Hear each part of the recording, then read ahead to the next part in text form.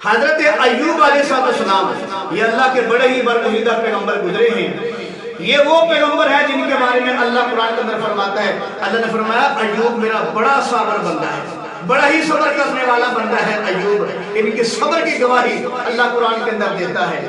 میرے عزیز بھائی, اللہ تعالیٰ نے کو بڑا نوازا تھا, بڑی دنیا سے نوازا تھا. ان کے میل ہاں میل لمبے ان کے باغات تھے, سینکڑوں میل جو ہے ان کی کھیتیاں تھیں, بڑے نوکر چاکر تھے ان کے. تو توجہ فرمائیں, یہ جو پیغمبر ہیں ایوب علیہ السلام, ان کی 3 بیویاں تھیں. کتنی بیویاں تھیں؟ 3 ان کی مشہور بیویاں تھیں, 7 بیٹے تھے اور 3 بیٹیاں تھیں. تو ان کے 1000 بیل تھے اور 1000 بیل کے ساتھ 500 ملازم تھے جو ان ہل کو چلایا کرتے تھے. آگے دیکھیے, ان کی 7000 بیڑے تھی. جو بھیڑ ہوتی ہے نا, بکری اور بھیڑ دمبا وغیرہ, 7000 ان کی بیڑے تھی. اور کتنے ملازم تھے جو ان کو چلایا کرتے تھے, اور 3000 ان کے اونٹ تھے. 7000 بیڑے تھی, 3000 ان کے اونٹ تھے اور 500 ان کے گدھے تھے. بتاؤ ان کے ملازم کتنے ہوں گے؟ سینکڑوں ملازم تھے ایوب علیہ السلام کے. بڑی لمبی چوڑی حویلی تھی, سینکڑوں میل لمبے ان کے باغات تھے اور ہزاروں ان کے ملازم تھے ایوب علیہ السلام کے. اب دیکھنا یہ ہے کہ ان پر جو آزمائش آئی وہ کیسے ہے. 18 سال اللہ کے پیغمبر بیمار رہے. 18 سال کی مدت میں جب یہ بیمار ہوئے اللہ کے پیغمبر ایوب علیہ السلام, تو ان کی عمر 70 سال تھی. 70 سال کی عمر کے بعد یہ بیمار ہوئے. اللہ کی طرف سے آزمائش آئی, اللہ نے امتحان میں ڈالا. امتحان میں کیسے ڈالا میں آپ کو بتاتا ہوں کہ اللہ تعالیٰ نے امتحان میں ان کو کیسے ڈالا, وجہ کیا بنی, اس کی بنیاد کیا بنی. اصل وجہ یہ تھی کہ جو شیطان ہے, شیطان ابلیس, یہ آسمان کے قریب پہنچ جاتا تھا. جب آسمان کے قریب پہنچ جاتا اور جو اللہ حکم دیتا فرشتوں کو, آج بارش ہوگی, آج طوفان آئے گا, آج یہ زلزلہ ہوگا, آج رحمت کی بارش برسے گی, آج یہ تکلیف آئے گی, آج یہ پریشانی, یہ جو فرشتوں کو اللہ باتیں دیتا اور فرشتے اللہ کا پیغام لے کر دوسرے فرشتے کو, پھر تیسرے کو, پھر چوتھے کو, ایسے اللہ کا پیغام آہستہ آہستہ پہلے آسمان کے اوپر آ جاتا. اور شیطان کے بارے میں آپ جانتے ہیں, یہ جو ابلیس ہے نا, ابلیس یہ پہلے فرشتوں کو پڑھایا کرتا تھا. یہ زمین کے چپے چپے جس نے عبادت کی ہے, لیکن تباہ کیوں ہوا, یہ برباد کیوں ہوا؟ ایک وجہ تھی, اس کے اندر تکبر آ گیا, آکڑ آ گئی.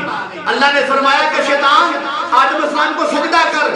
اس نے کہا جناب میں سجدہ کیوں کروں, میں آگ کا بنا ہوا ہوں. جب آگ جلائی جاتی ہے وہ اوپر جاتی ہے, اور وہ مٹی کے بنے ہوئے ہیں, جب مٹی کو پھینکا جاتا ہے وہ نیچے آتی ہے, لہذا میری شان زیادہ ہے, بندے کی شان کم ہے. تو اس نے اللہ کے حکم کی نافرمانی کی, تکبر کیا, آکڑ میں آ گیا.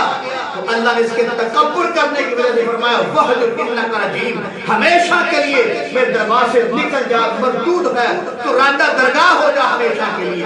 تو معلوم ہوا کہ جو تکبر ہوتا ہے, یہ جو آکڑ ہوتی ہے, انسان کو ہمیشہ ہمیشہ کے لیے برباد کر کے رکھ دیتی ہے. تو ایوب علیہ السلام کا امتحان شروع ایسے ہوا کہ ایک دفعہ یہ آسمان کے قریب پہنچ گیا, اور یہ جو شیطان ہے جب آسمان کے قریب پہنچا, اس نے دیکھا کہ فرشتے جو ہیں ایوب علیہ السلام کے صبر کی باتیں کر رہے ہیں, ان کی صبر کی شان بیان کر رہے ہیں, اور کہہ رہے ہیں کہ ایوب علیہ السلام بڑے صبر کرنے والے ہیں, کمال کے صابر ہیں, ان جیسا کوئی صبر کرنے والا نہیں. اور جب یہ باتیں شیطان ابلیس نے سنی تو وہ حسد کی آگ میں جل گیا. اس نے کہا کہ بندہ ہو کر اتنا بڑا صبر والا, لہذا میری شان زیادہ ہے, یہ تو بندے کی عظمت بیان کی جا رہی ہے. لہذا اس نے اللہ سے دعا کی کہ یا اللہ اگر مجھے اجازت دے تو فرشتے تیرے ایوب کی صبر کی مثالیں دے رہے ہیں, میں تیرے ایوب پیغمبر کا امتحان لوں, پھر دیکھتا ہوں یہ صبر والے ہیں کہ نہیں ہیں. لہذا مجھے آپ اجازت دو, میں نے کہا امتحان لیتا ہوں. اور پھر شیطان نے کہا یہ امتحان میں کامیاب نہیں ہوں گے, میں ایسا امتحان لوں گا کہ معاذ اللہ, اس نے کہا یہ آپ کی نافرمانی پہ آ جائیں گے, وہ امتحان میں پاس نہیں ہو سکیں گے. لیکن اللہ تو علیم بذات الصدور ہے نا, اللہ تو سینے کے رازوں کو جاننے والا ہے.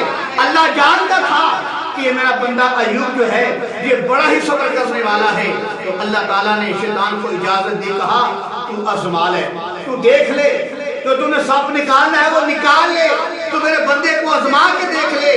اللہ نے کہا میرا بندہ بڑا صبر کرنے والا ہے۔ پھر شیطان نے اللہ کے پیغمبر ایوب علیہ السلام کو کس طریقے سے آزمایا، انشاءاللہ اس عزیز انتظار کریں، میں اگلے ویڈیو میں آپ کو بتاؤں گا کہ شیطان نے اللہ کے پیغمبر ایوب علیہ السلام کو کس طریقے سے آزمایا، کن مصیبتوں میں پریشانیوں میں ڈالا، اور پھر کس طریقے سے اللہ تعالیٰ نے اپنے بندے کو کامیاب فرمایا۔